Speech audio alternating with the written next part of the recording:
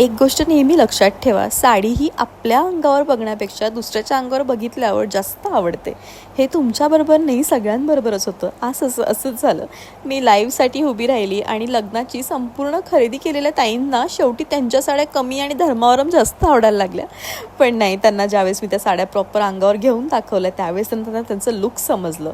कारण साड्या या समोरून बघताना मग ते कोणीही नेसू देत, त्या सुरेख दिसतात.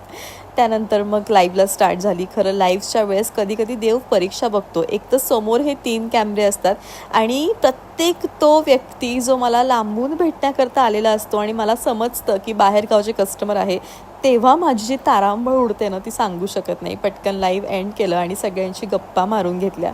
खरं तुम्ही मला जे भेटायला येतात, तुम्ही मला एवढं ओळखलेलं असतं माझ्या रील्समधून, माझ्या व्हिडिओजमधून, की मला तुमच्याशी बोलताना कधीही परकेपणा जाणवत नाही.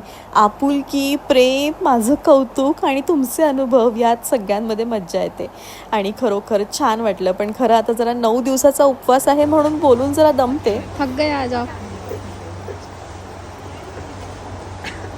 आणि हल्ली नितांत सुंदर तुमच्या कमेंट वाचून मन भरून येते.